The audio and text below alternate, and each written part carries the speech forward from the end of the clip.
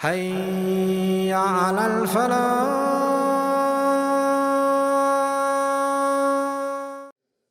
So my brothers and sisters, these are the blessed days. Read the Quran on a daily basis. Allah subhanahu wa ta'ala will bless you. Together with that, spare a moment to read the translation of the Quran, a little bit of it. Pick up a verse, 2 verses, read the translation, put it into practice. Another good thing to do during these 10 days, teach someone some good. Subhanallah. The Prophet Muhammad sallallahu alaihi wasallam was sent as a teacher to us. He was sent as a muallim, as a teacher to us. And he loves that. And he told us that whatever you learn from me, teach it. بَلِّغُوا عَنِّي وَلَوْ آيَةً. Teach from me, even if it means a single verse. In fact, any goodness you have, teach it. To whom? Primarily to your children, your family members, your spouse, your siblings, your parents, your folks, those you interact with. Why not? And then perhaps to the rest of the world. If Allah has given you an opportunity to have a following online, perhaps on social media, make sure you're leading them in the right direction. Make sure you're leading them in the right direction. I tell you, if you're leading them in the right direction, you can earn Jannah simply by your social media accounts. You can earn paradise simply by the correct use of your social media accounts. If thousands of people have benefited from what you've said and have developed a better relationship with Allah, you've encouraged them to seek forgiveness. You've encouraged them to improve. Wallahi, the mercy of Allah, when He accepts the deed of yours, will be such that you can never regret. It is considered a sadaqatun jariyah. It is considered a charity that the reward of which will continue even after your death.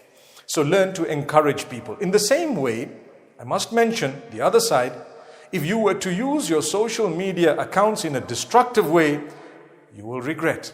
Why? Because if you've taught people to do the wrong thing, or if you've encouraged them to transgress against Allah, or if you have encouraged them to engage in the weakness that you have, then the Prophet Muhammad, peace be upon him, says, everyone who followed your bad example, you will actually carry their burden. You know, the Quran tells us, وَلَا تَزِرُ وَازِرَةٌ وِزْرَ أُخْرَى. No soul or no shoulders shall bear the burden of another.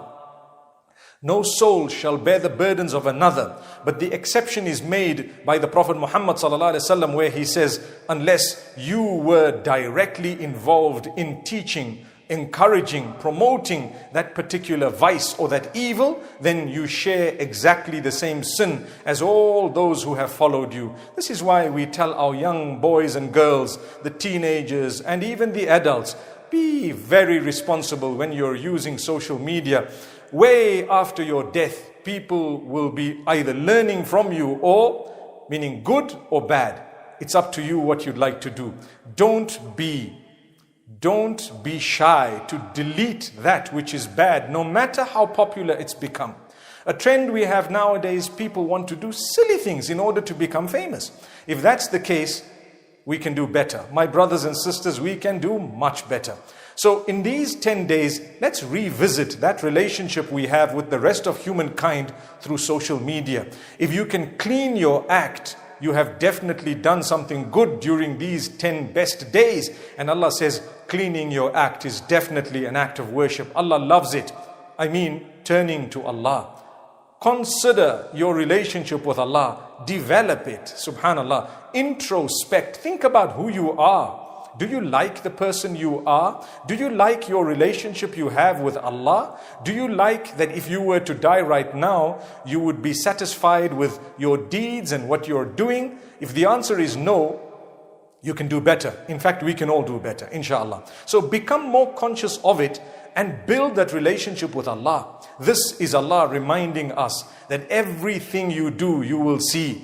This is why Allah subhanahu wa ta'ala tells us, فَمَنْ يَعْمَلْ مِثْقَالَ ذَرَّةٍ خَيْرًا يَرَهُ وَمَنْ يَعْمَلْ مِثْقَالَ ذَرَّةٍ شَرًّا يَرَهُ.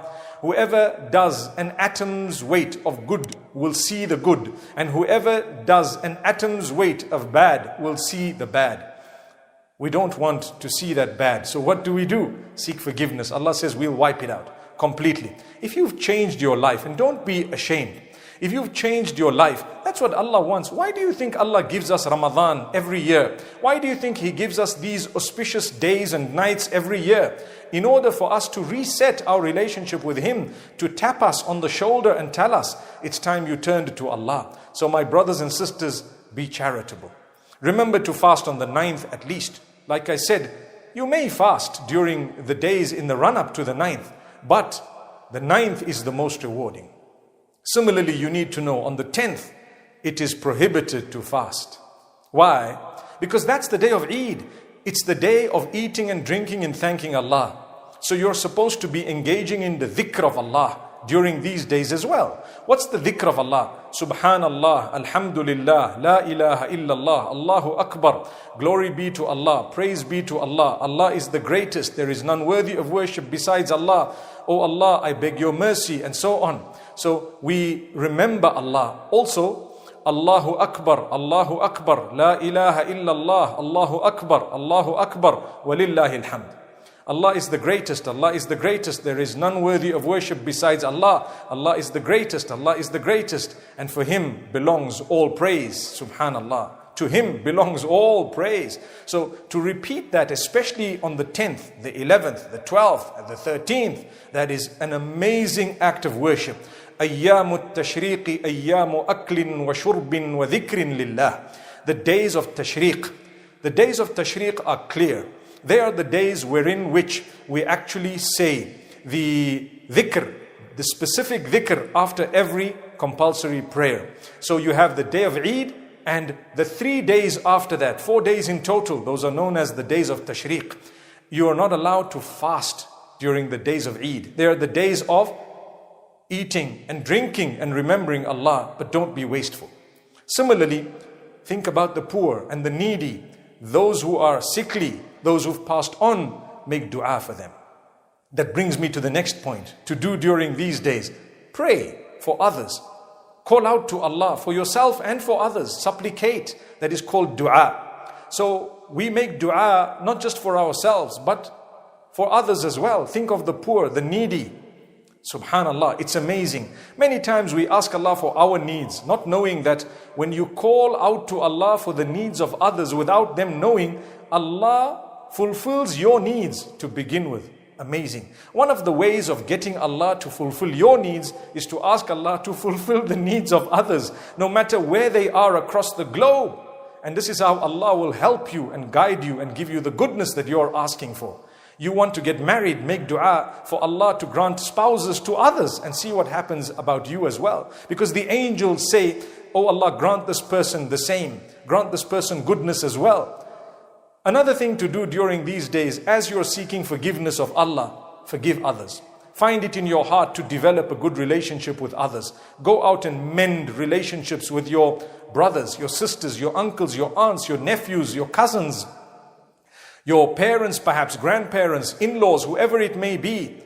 Go out and mend relationships. Mending relationships is definitely a great act of worship. And Allah mentions it many times in the Quran. So my brothers and sisters, while we are seeking the forgiveness of Allah, there is a greater chance if we were to forgive others that Allah will forgive us. أَلَا تُحِبُّونَ أَن يَغْفِرَ اللَّهُ لَكُمْ وَاللَّهُ غَفُورٌ رَحِيمٌ. Surah An-Nur, Allah tells us, would you not like Allah to forgive you? Well then forgive others and embrace them.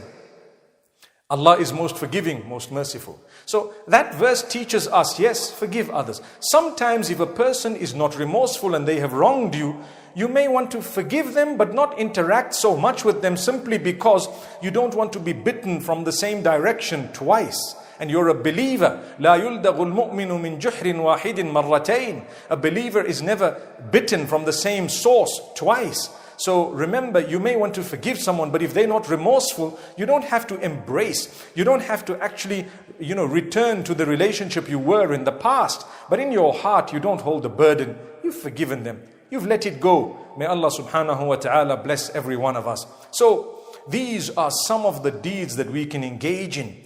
we engage in acts of worship and so on. And I want to end with one of the most beautiful acts of worship, the sacrificial animal on the 10th of Dhul Hijjah, which is the day of Eid. And if you have not done it on the 10th, then the 11th, the 12th, etc. Some of the scholars say all the days of Tashriq, and some of them say, well, the 3 days, the day of Eid and 2 days after, and some say 3 days after. Either way, a lot of the scholars say it's best to do it on the 10th because it happens to be one of the 10 days. And if that's one of the best 10 days, then alhamdulillahi ala dhalik. Why not?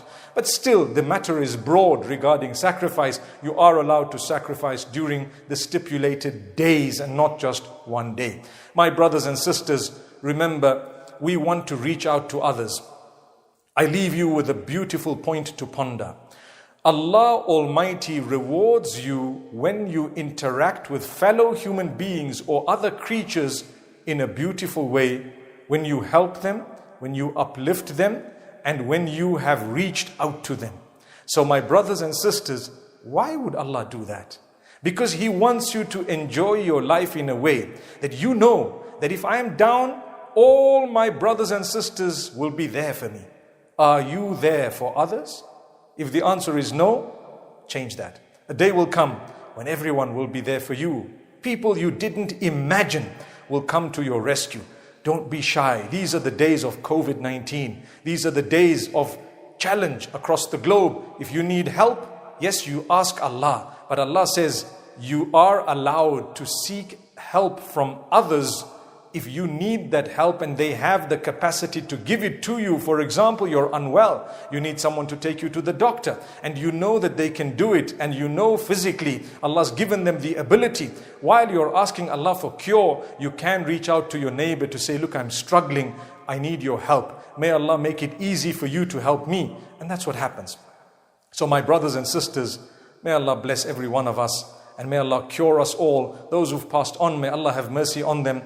I pray that these 10 days change us for the better.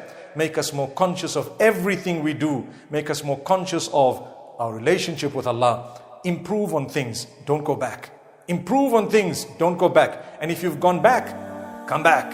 Allah loves you. بارك الله لنا ولكم في القرآن والسنة ونفعني وإياكم بما فيهما من الآيات والحكمة وصلى الله وسلم وبارك على نبينا محمد والسلام عليكم ورحمة الله وبركاته. Thank you so much for listening to this short message. I pray that it has